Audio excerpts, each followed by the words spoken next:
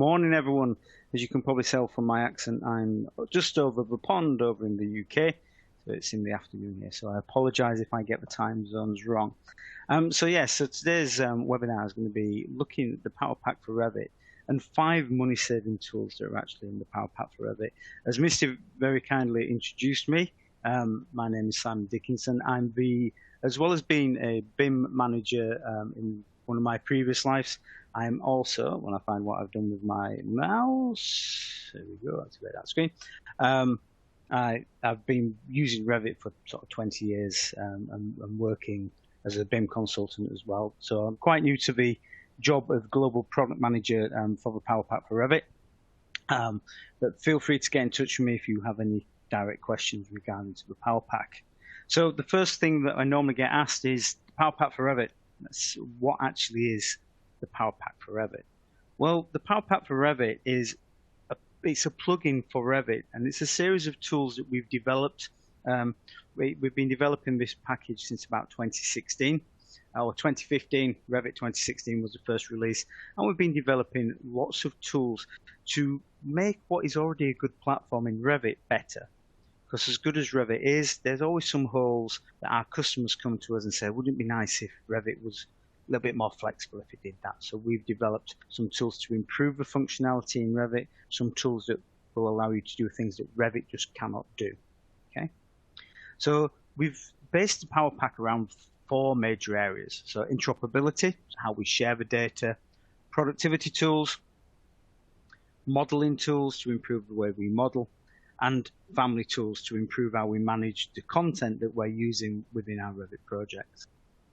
And currently there's 70 plus tools, and this is getting bigger and bigger all the time. And we're developing more and more functionality into the PowerPack, and mainly because we're listening to our customers and we're interested to know, what is it that what are your frustrations in Revit? How could Revit work better in the way that you work? Now, today we're going to be looking at money-saving tools. Now, there's a lot of tools within the PowerPack that are going to save you time. And we're going to be talking about that on the 20th of September. We've got another webinar then on how the tools in the PowerPack can save you time. But today we're talking about tools that save you money. So we're going to be looking at these 5 tools. We've got the link to Excel, the work tracker, the Navis Clash, the family manager, and an add parameters tool. And what I'm going to do is I'm going to talk you through what these tools actually are, and then I'm going to show you them live. So you will actually get to see exactly how these tools can potentially save you as an architect, a structural engineer, mechanical engineer, can actually save you money. So the link to Excel, which is probably one of the most popular tools inside of our PowerPack, is a bidirectional link. Okay, it's a bidirectional data link. And what we can actually do in here is we can create multiple links to spreadsheets. So what you're actually looking at here is 2 separate links to 2 separate Excel spreadsheets. But within each of them Excel spreadsheets, we can create multiple sheets with multiple data links. And this data is bidirectional to Revit. So we can export the data out to Excel. We can modify that data in Excel.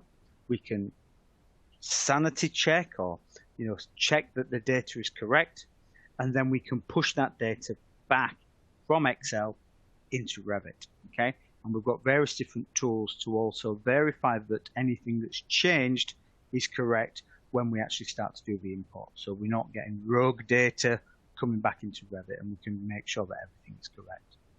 It's various different ways in which this tool works. We can start by creating an empty link. We can use an existing link. So if you've already created a link to Excel in a project, we can utilize that. Or we can use existing schedule data. So if we've created schedules already inside of a Revit project, we can utilize that. We can also start to save the definitions. So if we start a brand new project, we can actually start to create the information links in a brand new project identical to a previous one. Also, if you actually create these data links within your project template, then when you start a new project, these data links can actually already be set up. Once we start creating these tables, we basically add different tables in. We can create a table, we can create the category, and then you can see from this screen, if you're used to using Revit, it looks very similar to the way that we would create a normal Revit schedule. Okay, and we can create instance tables, we can create type tables, and the one thing that I really like about Link to Excel is, unlike when we're creating a schedule in Revit, where we'll only use shared parameters or system parameters, to actually schedule that data out, this will show everything. It will even show just standard parameters normally would not appear in a schedule. If that parameter exists within a Revit project, we can actually start to manipulate it using Link to Excel. This data is then taken out into Excel, where we can then obviously manipulate that data, add the extra information in. We can have someone that's not using Revit or then needs a copy of Excel to maybe use the data tools within Revit to propagate the information, and then we can push that information back. This is particularly, and one of the things I'll show you, it's very useful when it comes to COBE information, when we're pushing in that BIM information into our model and how we synchronize that data. The work tracker. Okay.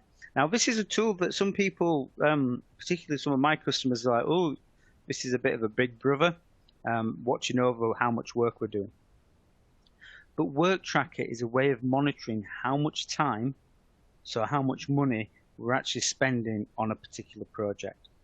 Okay, we can make sure that we're not over-servicing our clients. Okay, and what this will do is this will allow us to basically monitor a Revit project. Now, what we can do in here as well as monitoring several Revit projects, we can also create what we call a project, because as we know, sometimes a particular project might use several Revit files. So we can link all of them files together, join them into a project. We can see how much time we're spending on each individual file in here, but we can also understand how much time we're spending overall on a particular project. Okay.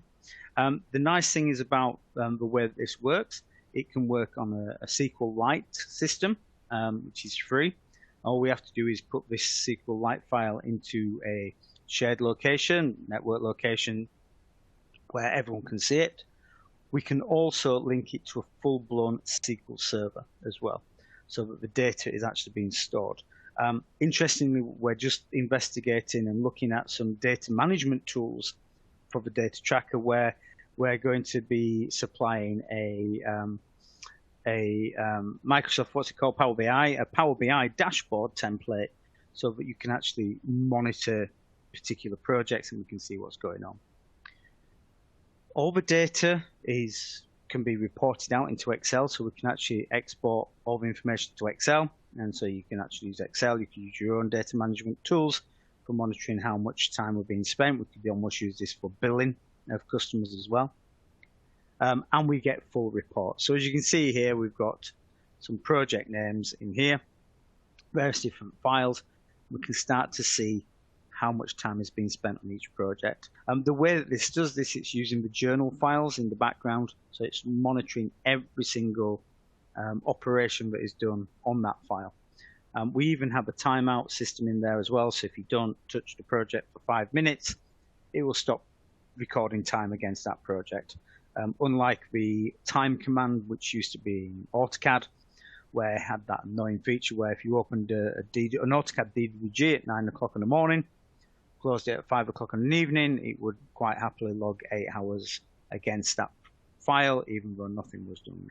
This is a little bit more intelligent and manages that data better. Okay. I mentioned the fact that we can then link files into projects, so we can then start to see exactly how much time has been spent on each project. So as you can see here, project A, 26 hours, yeah, 26,386 events. So that's mouse clicks, operations, etc. So this data can all be exported out, but we can monitor exactly how much time has been spent on everything else. Now, this one is a really nice tool. So this is Navisworks Clashes, and again, this is talking about, how do we make sure that our data's, a lot of the tools that I'm showing you is about data consistency. how can we make sure that the data that we're supplying to contractors is accurate, that we've fixed any problems that have maybe come up in Navisworks. Now, for those of you on this presentation that understand Navisworks as well, you will know that inside of Navisworks there is a functionality called switchback, so that when you find a problem in Navisworks, you can identify it's the same location inside of Revit. The problem you get is if somebody else has been doing the clash detection and all they're doing is sending you the XML or HTML report. It's very hard sometimes to pinpoint where that problem is in Revit. And because of that, the problems that are found during clash detection sometimes get missed.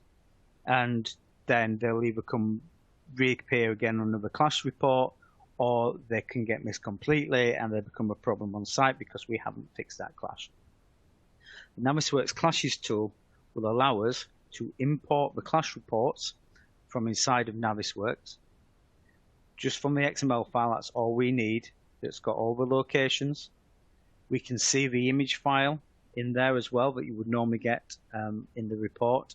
But then what we'll do is by clicking on the little magnifying glass, the little plus, what that will do is that will highlight exactly in the model where that problem exists. So we can really see and easily understand what the issue is, okay? Rather than it being, oh, we can't quite find that. Are you sure that exists? Maybe that's a mistake because I can't find it where you said it is according to report. So this is very important to make sure that we can identify all the clashes. It's pulling out the report, so what it will also do is once a problem's been fixed, we can actually see where it's been fixed as well. So we can identify that the problems have been resolved. It's fully customizable. If you don't like it being red and you want to change the color, then we can actually do that as well. Number 4 is the family manager. Now, in most projects, depending on the discipline, whether you're architect, structural engineer, mechanical engineer, there may be a particular set of families that have to be used. It's from an M&E point of view, it may be a particular light fixture, and that from a particular manufacturer, and it's been specified. What we want to make sure is that the families that we're using inside of a project are the ones that we should be using. That someone's not randomly downloading a random family somewhere to place a random door or a random connection or a random mechanical piece, and it's a different light switch. We want to make sure that we're using the correct families. So to avoid rework, we've got a family manager in here. The family manager is very good because what we can actually do in the family manager is we can create shared libraries and we can manage the content in them shared libraries. So this could be in a central location where everyone that's working on that project has got access to, and you have basically got one person managing the families, making sure that only the families that are designated for that particular project are there and available. And it's a bit like anything, isn't it? If I'm a lazy designer, I'm a lazy draftsman. I want the families to be at my fingertips. I'd rather them be there. I will use them if it's easy. If I've got to go away and search for something which might not be the correct family, I'm liable to make mistakes. And we just don't want that on the project. So this is going to guarantee that I'm going to be using the correct families for that particular project. All these families that you're actually looking at here actually belongs to, so in the UK, we've got a chain of bakeries called Greggs. And this is all the equipment that would go into a Greggs bakery. Okay, so we can guarantee we're using the correct families that have been specified by the client. And every time you launch this tool, it will automatically check to make sure that there's no updates in the database, and it will basically check for that. Okay, we've made some improvements in the 2023 version of the PowerPack. Just to be aware, the PowerPack is available in all previous versions. Obviously, just like with Revit, there'll be new functionality added each year.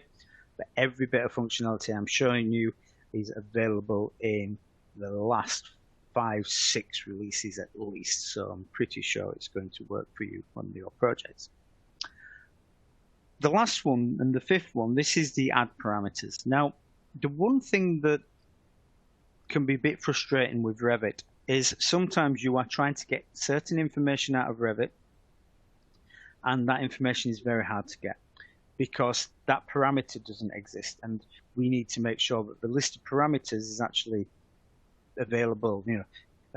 We've developed some tools to actually add information into Revit that Revit will not let you schedule by default. So it's quite a long list, so I've had to split my screenshot. Here we go. And in here, we've got these various different parameters that we can add. And some of them, it even shocked me that we had to have a parameter. So wall thickness, how thick a wall is. Although Revit can show you that in the properties of a wall, if you go to schedule, you cannot do a wall schedule with the wall thickness in there. It's not an option, where we might want that information in when we're doing a wall schedule, so that we understand how much framing for the doors, etc. One of my other favorites in here is this one called room finishes. So what we tend to do is we create our Revit model. We dictate the floor construction, we dictate the wall construction, we dictate the ceiling construction, and then we go back to the room and we manually fill out all the finishes schedule, even though we're actually technically modeling it with the finishes on. And what this does, this will actually propagate the room tool with the actual construction. Yeah, okay, it might not always be the case, but it stops us having to repeat information. And all of these tools are designed to get the information consistency. So we're not publishing wrong information and then having to spend time and money to rework all this information to get us back to where we were. Okay, so let me now show you actually how all this works inside of Revit. Okay, so here we go. Let my screen catch up. Okay, so here we are inside a Revit model. Now this model has had the BIM interoperability tools used for adding in the COBie information. If you've never used this tool, I highly recommend you download it. It's available from the subscription center. It used to be a separate one. It's an Autodesk tool. But what this will do is this will actually give you the COBie extension, so you can actually start to propagate COBie information if you are working on a project where this is a requirement. Okay, and there's various different other tools in here as well for classification manager. Yeah, so for setting your OmniClass information in there, we use Uniclass here in the UK, but I know you guys use OmniClass. But the classification manager will cover multiple zones. Okay, so as you can see in here, I've got a lot of information. Now, a lot of this information is in here, but a lot of it, you can see that I've got some created information here, but a lot of it hasn't been propagated. Now we can come in and we can start to propagate this, but a lot of this information, like the description, is going to be the same for all elements, within this project. So this is where, if I just go here to my PowerPack, as you can see, there's loads of tools available in here. I'm just talking about 5. There's 70 tools in here. This is just a normal pack. We've even got this what we call the PowerPack detailing, which is for reinforced concrete. But I'm just going to show you the tools that are in here, in what we call the standard stroke professional version of the PowerPack. And over here we've got our link to Excel. This is the first one that I want to show you. So in our link to Excel, as you can see here, I've got 2 separate links. So each one of these is a separate database, a separate Excel spreadsheet, should I say. And let me start from scratch and show you how this could work. So what I might want to do here is I'm going to create a doors and windows. Yeah, okay. And I could use the existing schedules just down here, or from an existing link. Yeah, because we've already got some links in here. So if I went to there, I've got the 2 links that I've already created. But I'm going to start using an empty one. And here we have an empty link. So there's the name. It will automatically name the Excel spreadsheet correct. And I can choose where this is stored. So one of the workflows I'm doing with a customer at the moment is they are exporting this and they are saving it to an Autodesk Docs project, so that this can then be completed by someone external. Okay. In this case, I'm just going to store it here. and we can add a table. So each table that we add is going to be a separate tab inside of my Excel spreadsheet. So we can give it a name. I can choose the category. Now the reason I can change the name here, I can create an instance table or a type table. Now this is important for depending on which data you're wanting to modify. Yeah, and I'll show you this in a minute with a Kobe one that I've done for furniture. So we can have an instance or a type. If you do a type, that will allow you to change type properties within Excel. If you do an instance, it will only let me change the instance properties in Excel. Okay, so I'm going to go OK. It will create my table, and then I can add it. Okay, it'll double check that I'm using the correct what settings I want to use, and it is searched here for all the available parameters. Now, even though these are type parameters, it will let you show them because you might want to reference the type information when you're changing the instance parameters. So we can start that in. A nice little feature here is we've actually got a little search box, which I quite like. So we can do that. I'm doing my family and type look, and I can start to type these values in. Maybe I want its width, and maybe its height. And we can move them up and down. If we go over, we go double click, and we can pull everything over. I could then add maybe another table. In this case, Windows, and we can select this as the Windows. Okay, and we'll do another one, same again. And let's just very quickly add in some of the similar parameters in there. So I'll just edit this one. Okay, give it a second just to read all the available Windows parameters. And then I can start searching for the same information that I've got at the moment. Okay. So it's just reading the available. There we go. And we'll have the mark.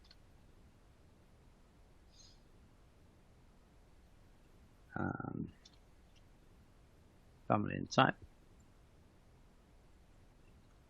Width.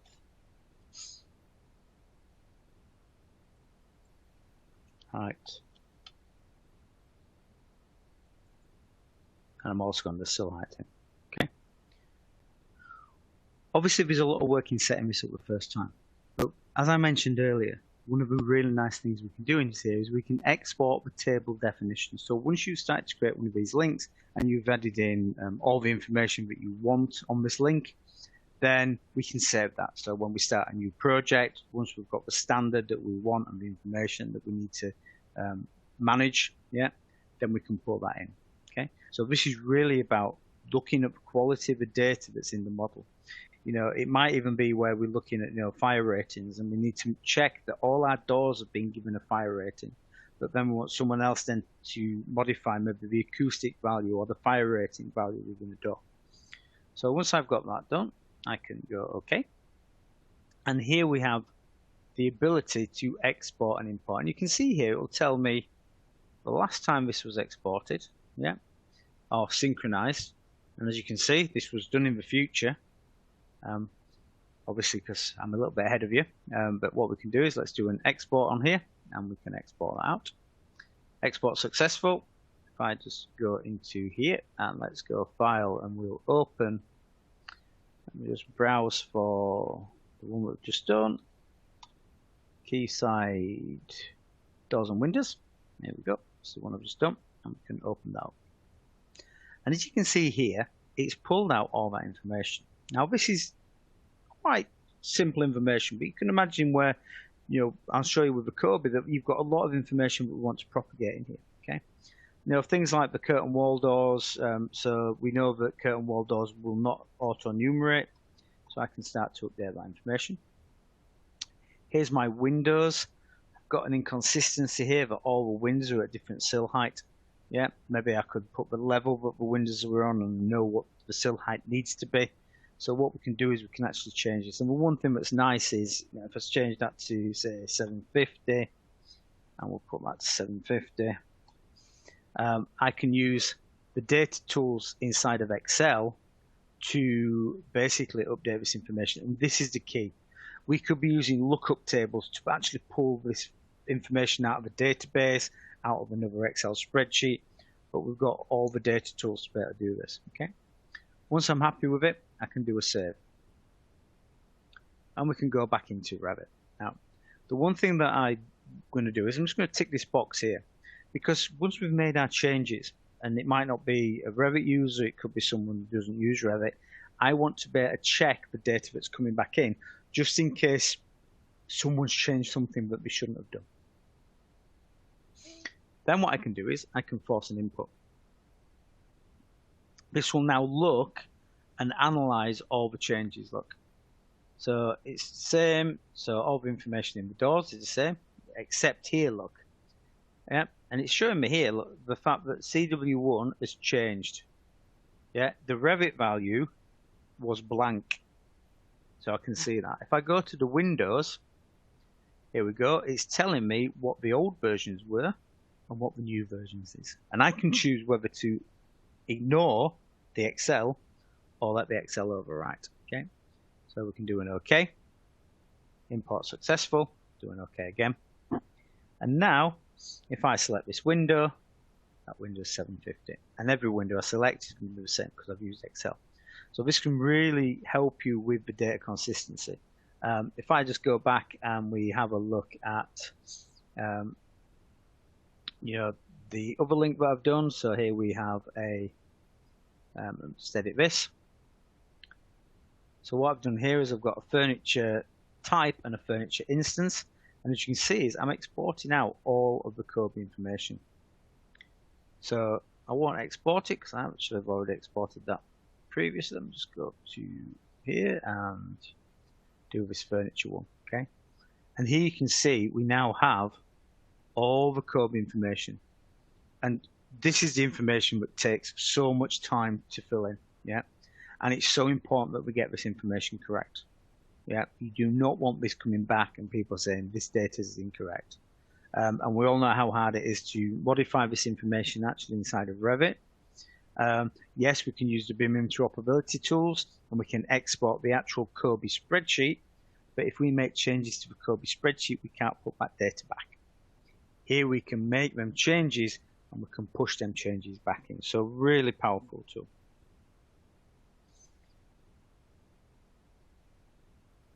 The next tool that I talked to you about was the work tracker. Yeah, so I showed you quite a complete project before, but here is the work tracker. Yeah, our little pickaxe. Yeah, and what this is doing is this is reading. If I just go to my global configuration, I've just got it set up on my laptop. Yeah, so it's only me that's using it. But basically, in here, when it finally reads my SQL-like database, basically I've got an SQL-like database in here that it's recording all of the data to. Okay, and this could be in a shared location, and it basically just needs to link that everyone can link to this tracker database. Okay, and as you can see, it's been synchronizing. Yeah, and it's set up. So I've got this to synchronize every 5 minutes. So basically every 5 minutes it will synchronize with the database and basically the reports. So someone could be on another machine that's also reading this, and you can start to see how much time and money is being spent on that project, and making sure that you are not over servicing your clients. Yeah, or maybe you're billing by the hour, so you can actually see how much you need to bill them, and you've got evidence to show your client how much time you're actually spending on that project. Yeah, so it's also the evidence. What we have is, I mentioned the projects in here, so as you can see I've got 3 different projects. Now these projects can have multiple Revit files linked to them, so that we can monitor how much time has been spent on an overall project where there's multiple Revit files. Maybe you've got the interior designer is doing the furniture layout on a separate file that's linked into the architect's drawing, etc. The site, your landscape architects or your external architecture is being done on a separate file. That can all be monitored and linked together. So again, a really powerful tool. And so this is the one where we're looking at now creating, moving forward, a Power BI dashboard, so that the BIM managers or the project manager has got a really good overview of what is going on in a particular project. Okay. And as I say, we can work out per project, we can work out per user, yeah, and we can specify, we can see which users and how much time they're actually spending on that file. Okay, this is actually a new machine, so it's using. I've got a new database in here. I do need to get my old database back. That's got a lot of hours spent on it. As you can see, since I rebuilt this machine, I've only got less than an hour spent on this particular file. So really good monitoring how much time and effort we're spending on things. If I go to this file, so let's start a different project. Oh, not that one. Wrong 3D one. It must be this 3D one. Okay. So what we have here is I am the structural engineer. Yeah. So as you can see, all the structural engineer, all the members belong to me, and I've got the mechanical engineers file in here as well. Now this has been away. We've had clash detection done on this file, so that we've got a report back. The contractor or whoever's doing the clash report has basically sent me the XML file out of Navisworks. Doesn't work if it's just a HTML file. We do need it to be the XML file. I go to the PowerPack. I can come over to my Navisworks clashes, and I can go to my Navisworks clash import. Okay. We can load in here the report. Yeah, so the XML file. There's the subfolder that's normally generated from the export with the image files in, and I can do open. Okay. What we now have in here, if I do the drop down, is we have the clashes, yeah, and we can start to see all the clashes, yeah. Some of them being resolved, some of them are active. There's one here that's new. If I just click on the plus, yeah, there it is. If you notice, the model's actually moved in the background. Yeah, I'd normally put this on my second screen. If I just move it out of the way, as you can see there, look, it's actually created a little analytical point to tell me where that problem is. So I can start to very easily see where it is that needs to be resolved. Admittedly, I would argue that that's not my problem, and that's the mechanical engineer's problem, because it's clearly that the mechanical engineer is clashing with my steel. It's probably easier for them to fix that than it is for me to move my columns. But it gives you the talking point, and you can then start to make sure that you are fixing any issues that are coming out. Obviously, there might be information in there regarding some information about who it's been assigned to, etc. as well. Okay, so there's none in here at the moment, so we haven't been given that information. But that information has been signed in there. We can then start to understand it, but we can see where that is. Sometimes it's very hard to see from this image, even though it's got a grid coordinate and a level coordinate. It's not easy to find that. Okay, so we could miss that. It's going to cost an absolute fortune when it gets to site, and then you've got to go through all the hassle of whose fault was that? Was that mine, or was it the mechanical engineer's fault for not fixing it in the first place?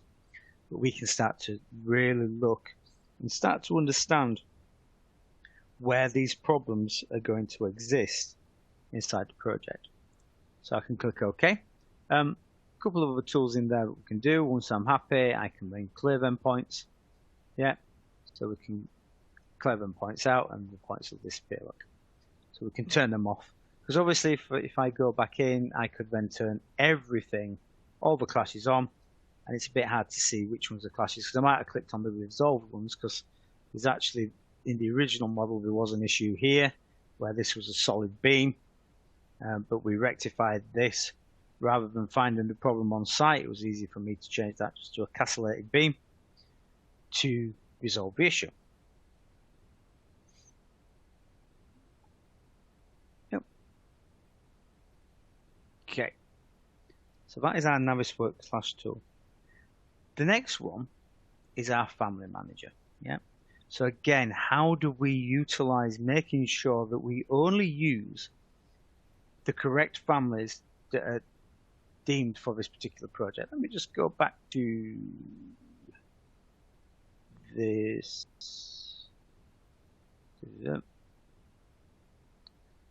particular project. Okay, so save the changes. Here is our family manager. Now there's a few family managers, there's a few tools listed in the family manager. It's not just one single tool. There's a few of us in here. There's a tool for exporting the families from a project so that these families can be reused again if we've used some new custom families and we want to reuse them again. But the real one for stopping the, spending money, reworking a project because we've put the wrong families in and we've said, no, you've got to swap all these families out, it's the wrong family, is this family manager tool. So when I click on here, what this is going to do is it's going to open up my database. It's going to check to see if anything's been added. So what this is doing is this is currently reading my libraries because I might have added some extra families into one of my shared libraries. So it's just having a look at the database to make sure the database is up to date. We do supply this with some preloaded libraries. So these are some of our GRAITEC libraries. So if we go to the US Imperial one, there will be, it's just loading the thumbnails. So there's some annotations and some title blocks that we've included. And we've got the user libraries, okay? Now, the one thing that's I love about this is we can link in our own libraries, okay? Now, I've, from a money saving point of view, we could have different libraries for different types of projects. I have a particular customer here in the UK who do industrial units, they do commercial, they do retail, and depending on the type of project that they're doing, they will have set families that they use. And what we can actually do is, so if I go to this one here called families, this is the same libraries that I showed you before, which is for the bakery that I mentioned. I can actually select all families that are in here. Now, the one thing that's nice about the family manager that I love, depending on how long you've been using Revit for, you may remember a while ago you could use the component tool in Revit to load any type of family. If you wanted to load doors in, windows, structural elements, you could just use the component tool. Now you've got to use the specific tool for that type of component, that type of category. So you can't load windows using the door tool. Within our family manager, it doesn't matter what you click on. It will let you load any category you want. So this makes it very flexible for loading in multiple objects for that project at the same time. So if you've been told you've got to use certain furniture, certain electrical fixtures, we can load all of them in at the same time. And it just makes it so much quicker to get those families in here. So what I could do is I could come into here and I could say, right, I want to load in some of these particular ovens, okay? What I've also done in here is I've added in my case, the UK libraries. So there's no reason why this couldn't be the US Imperial or US Metric libraries that ship out of the box with Revit. I've got some elements in there. I'm just going to go to my Windows and click on here. This will show me all the windows. And what it does is it's reading the thumbnails of not just the Windows folder, but the subfolders as well. So what I could do is, let me load that window in as well. Okay, so I can specify all the different components I need for this project. In the new version of the PowerPack in 2023, we have a favorites section, so you could add them to a favorites. Yeah, so multiple elements from multiple folders into a subfolder for your favorite. Okay. Once we're happy, our little forklift truck here, it's a bit too big of these windows for a shopping basket, like on Amazon, so we've got a forklift. Once I'm happy with my selection, it'll tell me how many items we've got in there. If I click next, this is where it gets really clever. So I've got a window, I've got some generic objects in here, potentially, or like mechanical objects. Okay, it's reading that information. Now, what is clever is, notice here, it's got all the types that it was going to load in for that window. This window does not have a type catalog associated to it. So it's not got that text file for those experienced Revit users in the background. This has just got the different sizes. I can tell it not to load in certain sizes. So I can speed up the way in which that loads, okay? And then once I'm happy with that, I can click OK, and then it will load these families in. Yeah, it'll do an upgrade if it needs to do. So that was the Greg stuff, which is in 2017 format, and it'll upgrade it to a version of Revit that I'm actually running. And the other windows, the window should load straight in because I don't have to upgrade that, but it will only load in the sizes of that window that I've requested. It's a very, very good tool to manage all of your families that are going to be available inside of a particular project, and it makes sure that you are only letting the end user, you can help to manage the content that they're going to be using. Okay, if you wanted to, there is also in here a file updater that will allow you to update your older families if you want to the current version. Yeah. Again, just in addition to that, the main one that I wanted to talk to you about today was the family manager, because it makes sure that you're only using the families that you need in there.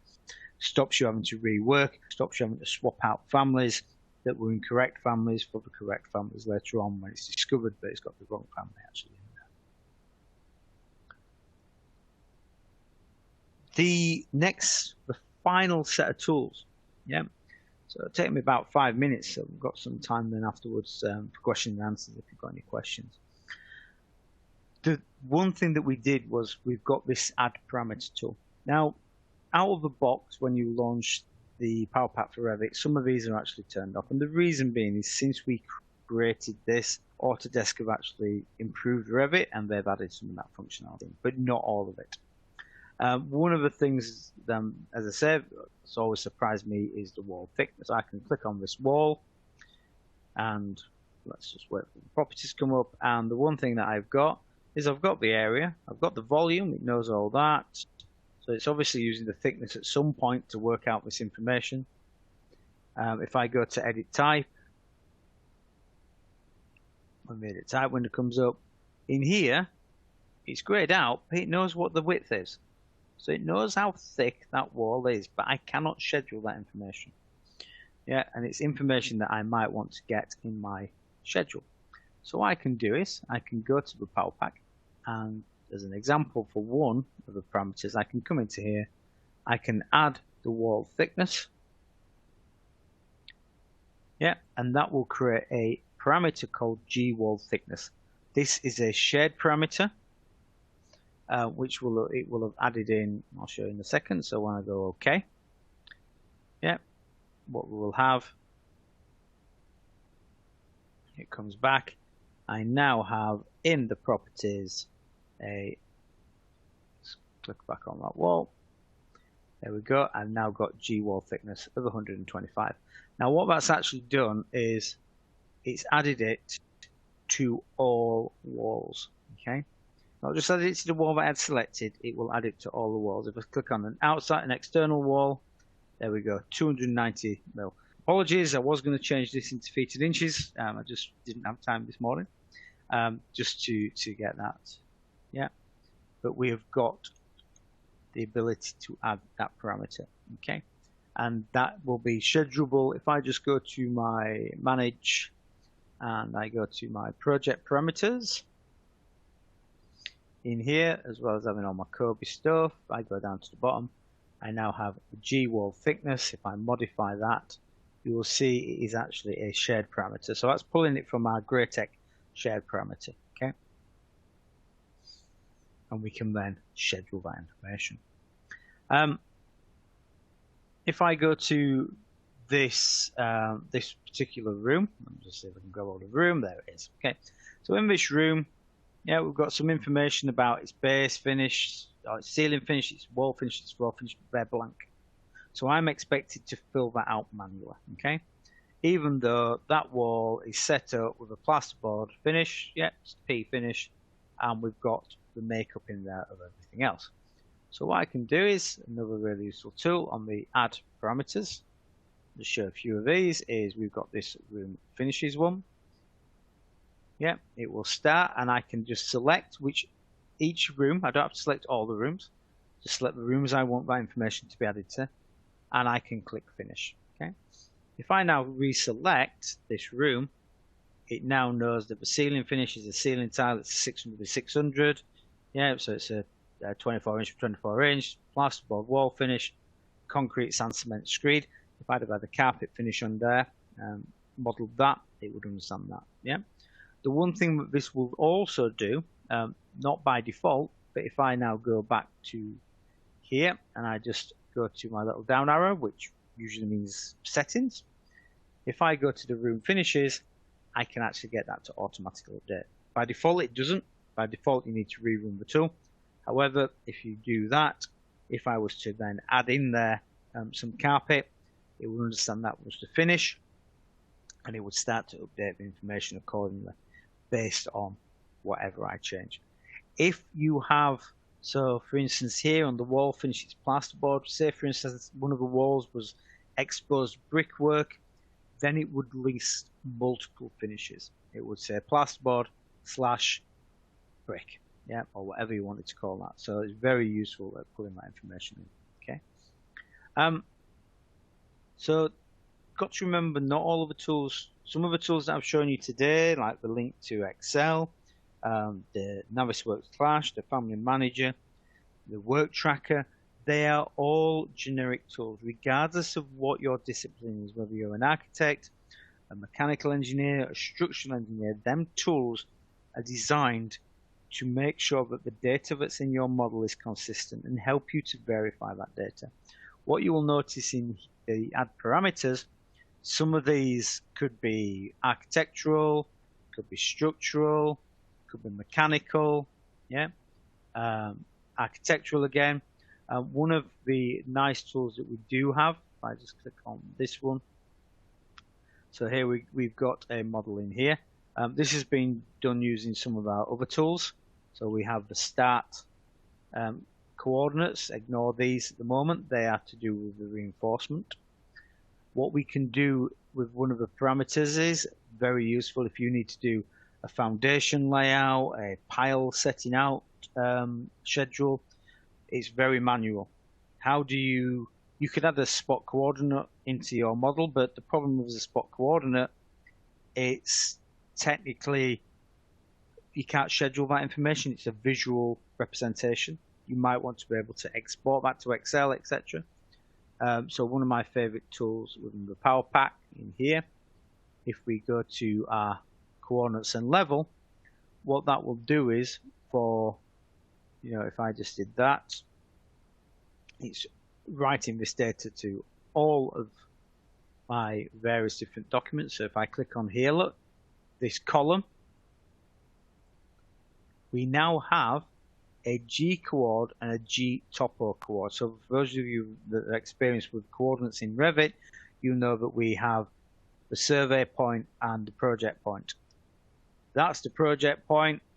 The topo is the survey point. This is giving me the coordinates based on whichever units of measurement or whatever coordinate system I'm doing of the location. Okay, so we've basically got a coordinates. Now, if you're using any foundations that have got the nested piles in, we can use this to actually do a full pile coordinate layout.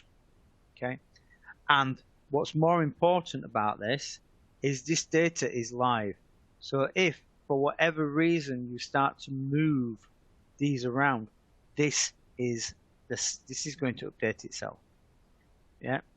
So it's very important to know that this is going to be correct. We're not going to have someone coming back to us saying, "Hang on a minute, we're drilling holes on site and we're piling in the wrong place," because we know this is correct. Yeah, assuming you haven't moved the foundation like I've just done, we know that data is going to be correct. So these are all really useful tools that add extra functionality into the way that Revit works. I've been using Revit for 20 years. I started using Revit back in about 2001, which is when Autodesk purchased the software from the Revit Corporation. So I've watched the software evolve. I'm a big fan of Revit. I've worked on many projects, large and small, on this. Probably the most significant one was the Freedom Tower in New York with Solo and Miral. I didn't have a massive involvement in that, but they were having a few design problems, so I helped them out with their London office. So I'm a big fan of Revit, but it doesn't do everything. And these tools are the sort of tools that are just going to give you that extra information and that extra confidence to give that information. You know, something like this, making sure that the coordinates are correct, making sure we're using the correct families, making sure we're addressing every single clash that we find in the Navisworks, understanding the level of data that we need to add to our Kobe information, and using the link to Excel to really speed up the way and check consistency of the data and make sure that the data is correct and up to date. That is me finished. So if anyone's got any questions, please type them in the box. Misty, I don't know if you've seen any questions that I've missed. We have not yet. I think that we have been really enthralled with your presentation. I just want to say what a fantastic job. I mean, I really loved learning all that about PowerPack and the project that you worked on. So I think that's really cool. Yeah, it's been really good in being doing as a BIM sort of consultant for the past 20 years. I've worked on everything from 2-bedroomed residential houses, apartments, skyscrapers, Ferrari World in Abu Dhabi, and various other sort of quite cool projects. So everything from the mundane to the extraordinary. And I've come across, and as a user, and this is why I appreciate what you guys have to go through, that I've hit these barriers and you're going, why doesn't Revit do that? Yeah. And so it's always nice to get customer feedback on, wouldn't it be nice if Revit could do this? And that's what I'm always open to as well. So if any of you guys have got like a massive request, go, I want Revit to do this, please get in touch with me, because you help me do my job. That's perfect. How's the best way for them to get in touch with you? Yeah, if you want to get in touch with me, if you get in touch with me on my email address, simon.dickinson@graitec.com is the easiest way to get hold of me.